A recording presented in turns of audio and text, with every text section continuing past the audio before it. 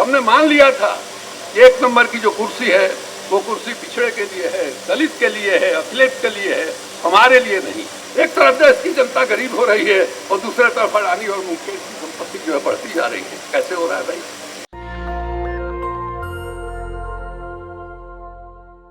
शरद जी का राजनीतिक सफर जो है 1974 से ही शुरू हुआ था और उसके पहले 1970 से ही मैं इनको जानता हूँ।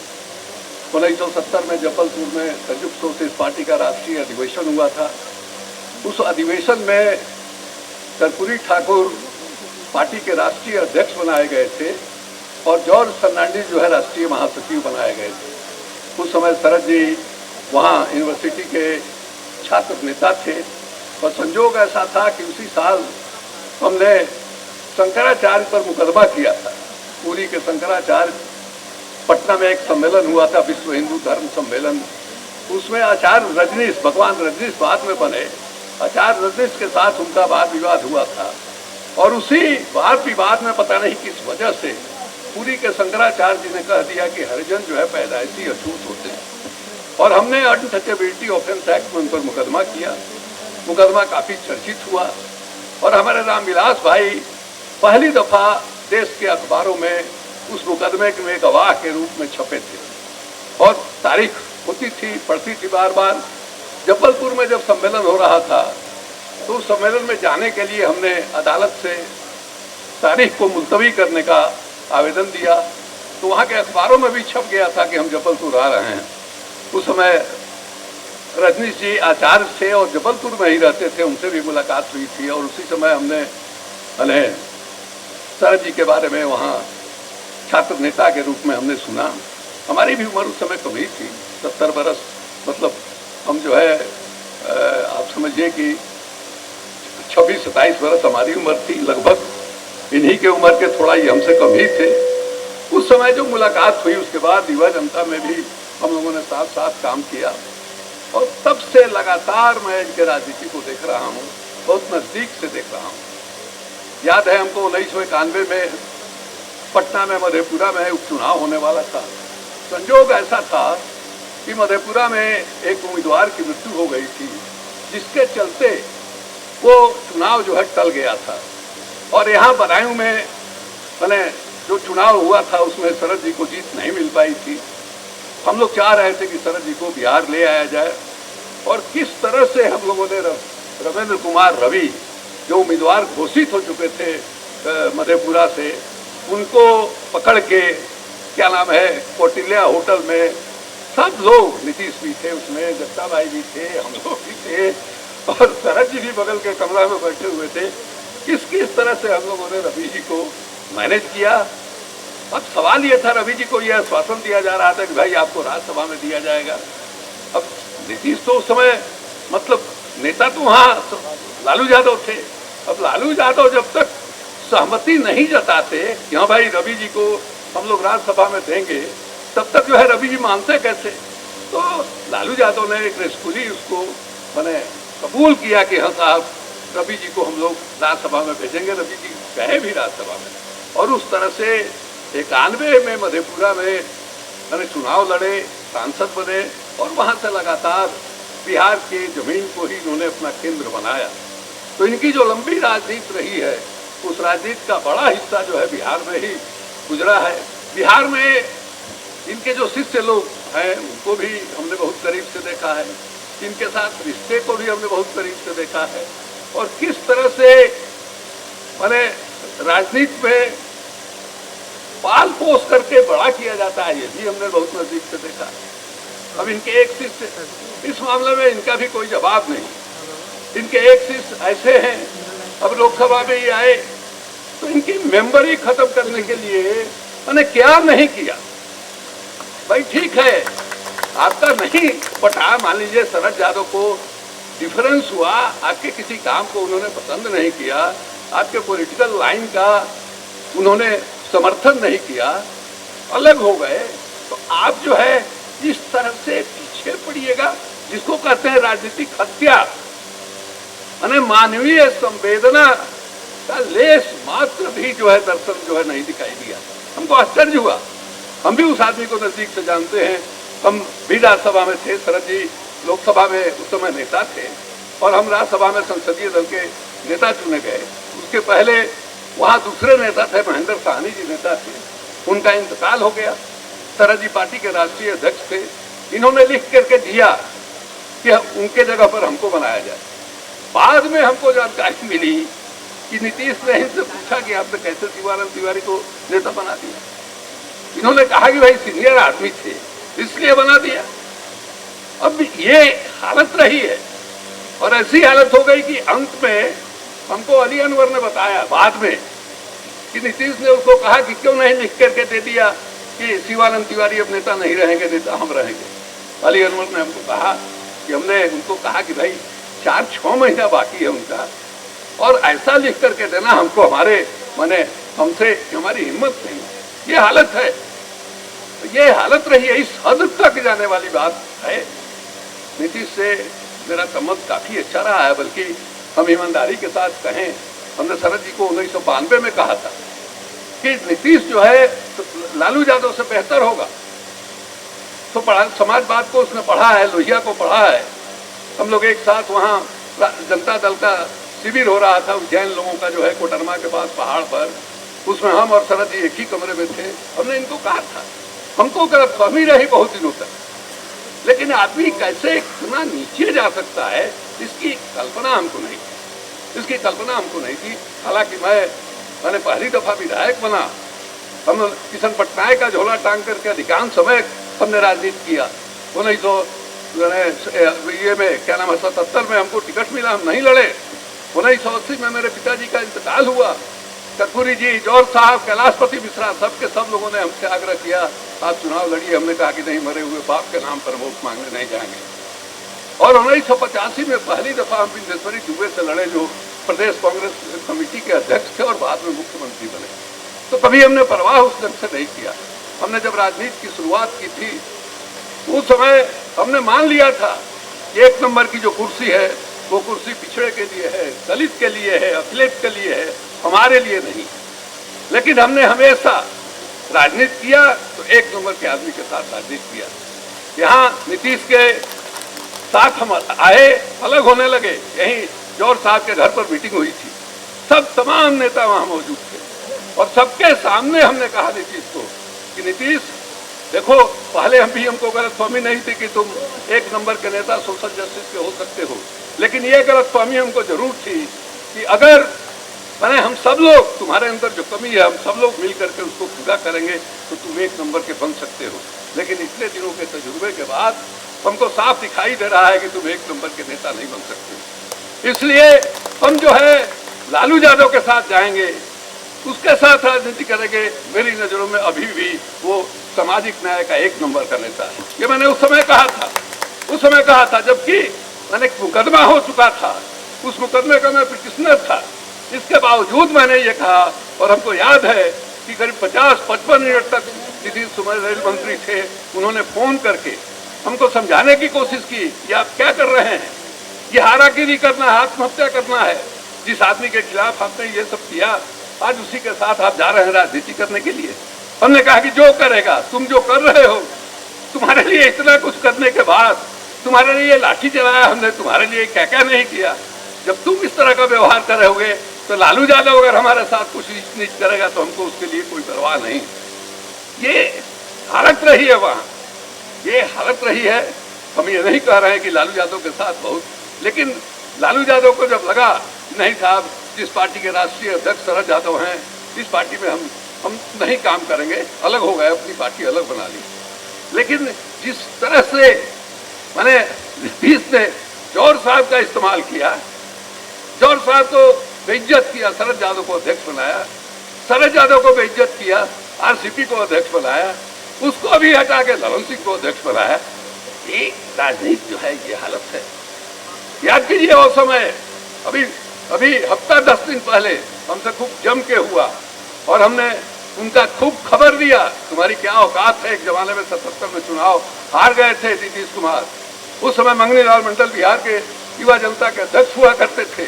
और हमने एक समानांतर कमेटी बना करके नीतीश कुमार को युवा राजद का अध्यक्ष बनाया था और अखबारों में खबर छपती थी, नीतीश कुमार अध्यक्ष युवा राजद शिवानंद गुट, ये परिचय उनका छपता था। हम लोगों ने पैरेलल कमेटी बना करके अरुण सिन्हा, मुजफ्फरपुर बसवन सिन्हा हमारे बहुत बड़े सोशलिस्ट नेता, उसका लड़का वो जीत करके आया था 77 में। हाँ, वहाँ जो है ऑफिस हम लोगों ने खोला। ये सब गवाह रहा है, सिद्दीकी भी उसने देखा है नजदीक से कि किस किस तरह से वहाँ घटनाएं हुई है। ये हालत रही है। तो हम तो लालू जी से लड़के पहली दफा समता पार्टी बना करके हम एमएलए बने थे। 56 वर्ष की उम्र में हम पहली दफा एमएलए बने थे। हमारे जितने मित्र हैं, इवन शरद यादव बहुत कम उम्र में मैंने लोकसभा में चले गए थे। 56 वर्ष की उम्र में हम पहली दफा विधायक बने। और साथियों, ये साधारण बात नहीं है कि 56 वर्ष की उम्र तक जो आदमी संघर्ष, सड़क पर संघर्ष किया, लड़ाई लड़े, राजनीति में अपना मजबूत वजूद बना करके रखे, इसलिए असेंबली में गए तो हमारी कोई ऐसा नहीं हुआ कि पहली दफा के एमएलए। ये स्थिति रही है। शरद जी को हमने देखा है, मंडल कमीशन लगा था, हम पहली दफा इनसे बहुत प्रभावित हुए। मंडल कमीशन लगा था, मंडल कमीशन के समर्थन में रैली हो रही थी पटना के गांधी मैदान में। बीबी सिंह, करुणानिधि, फारूक अब्दुल्ला, सब लोग आए थे। शरद जी का बहुत ही संक्षेप में भाषण हुआ था। हमको लगता है 3, 4, 5 मिनट से ज्यादा शरद यादव नहीं बोले होंगे।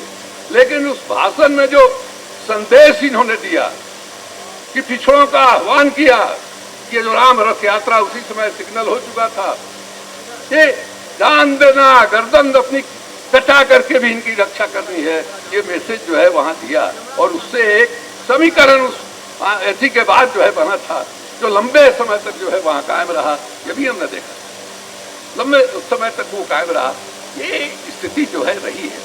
लेकिन साथियों, आज जो हालत देश में बनी हुई है, ये अचानक पैदा हो गई क्या? ये जो सेकुलरिज्म के नाम पर, समाजवाद के नाम पर राजनीति करने वाले लोग हैं, हम सब लोग अपने अंदर झांक करके देखें, कहीं हमसे गलती नहीं हुई है क्या? हमसे भी गलती हुई है। आज जो नरेंद्र मोदी नाम का एक आदमी सत्ता में बैठा हुआ है, मैंने इस तरह से कभी कल्पना किसी ने नहीं की हो कि जिसने शपथ खाया हो सबको हम एक नजर से देखेंगे, जिसने शपथ खाया हो कि हम देश की एकता और अखंडता को हम सुरक्षित रखेंगे, वो ऐसा काम करे जो देश में विभाजन पैदा करे, वो ऐसा काम करे जिससे देश की एकता और अखंडता जो है टूटती हो। इसकी कल्पना किसी ने नहीं की। इसी के बारे में याद आता है कभी कभी इनका, क्या नाम है, अटल जी का, कि ये राजधर्म नहीं है। हमारे यहाँ राजधर्म क्या कहलाता है, अगर पढ़िएगा तो आश्चर्य लगेगा। हालांकि अटल जी भी बहुत बड़े नेता थे, लेकिन थोड़ा सा ढील डोल वाला मामला था। जब गोवा में या बम्बई में गए तो वहां कह दिया उन्होंने कि एक एक्शन का रिएक्शन होता है। ये उन्होंने कह दिया था, एक्शन का रिएक्शन होता है। तो ये स्थिति रही है आज जो यहाँ काबिज है। ये डर वाली बात है। इमरजेंसी लगी थी देश में, इमरजेंसी में डर नहीं लगता था। इमरजेंसी में जो संवैधानिक प्रावधान था, गलत ढंग से इंदिरा गांधी ने उसका इस्तेमाल किया था, गलत ढंग से इस्तेमाल किया था।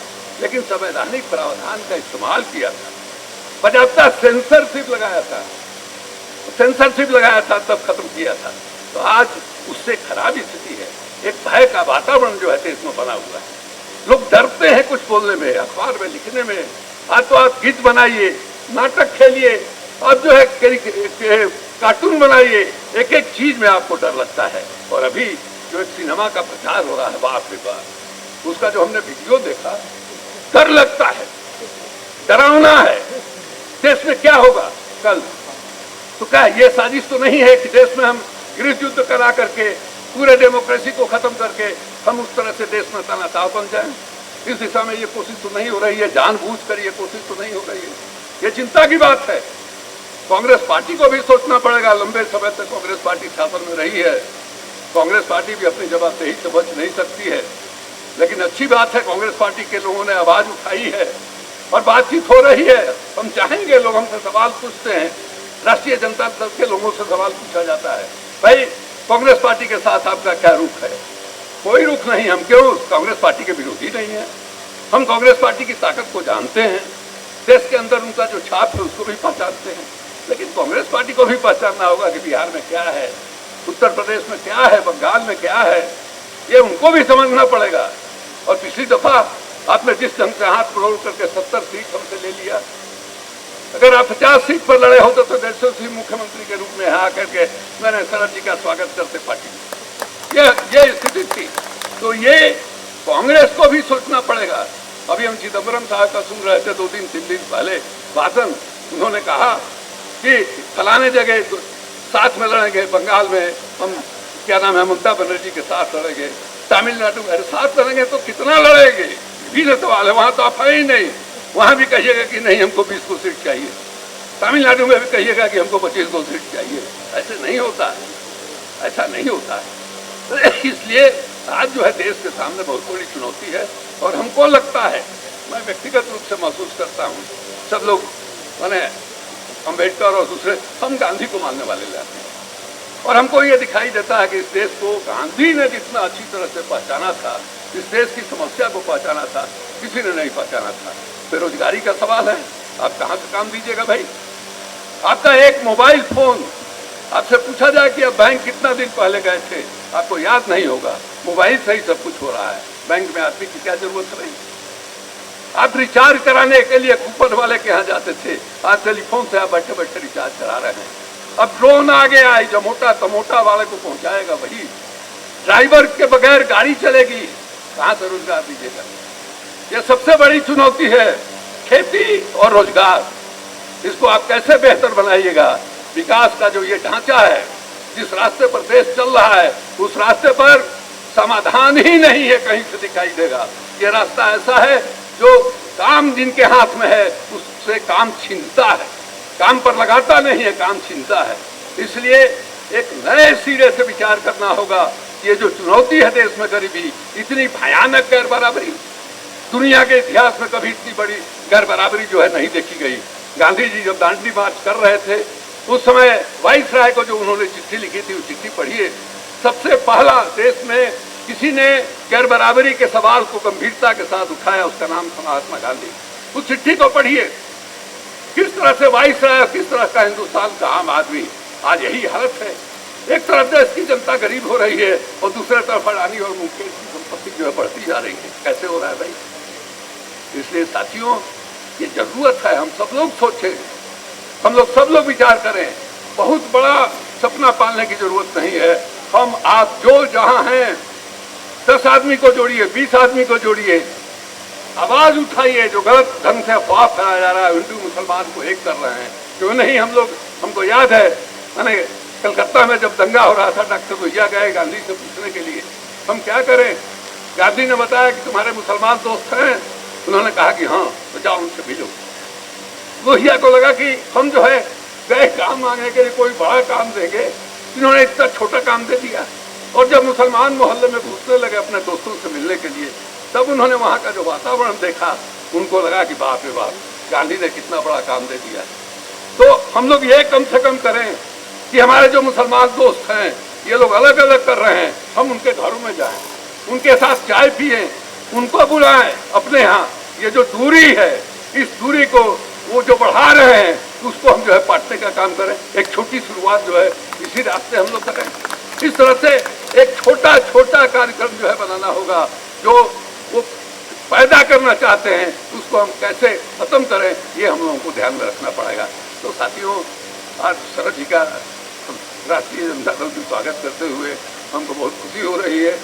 और लालू जी पर इन्होंने विश्वास किया, इसके लिए हम इनको धन्यवाद दे रहे हैं। और इधर लालू जी ने भी, माने आए थे शरद जी से मिलने, उसके बाद उन्होंने इनका जो अवदान है राजनीति में, उस अवदान को उन्होंने कबूल किया सार्वजनिक रूप से।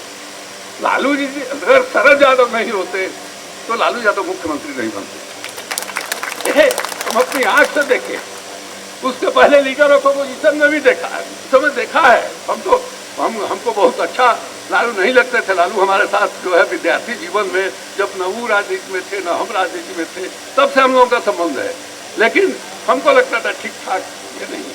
लेकिन शरद जी का हमको याद है, इन्होंने अगर सूखा नहीं रोपा होता तब तो राम सुंदरदास मुख्यमंत्री बन जाते।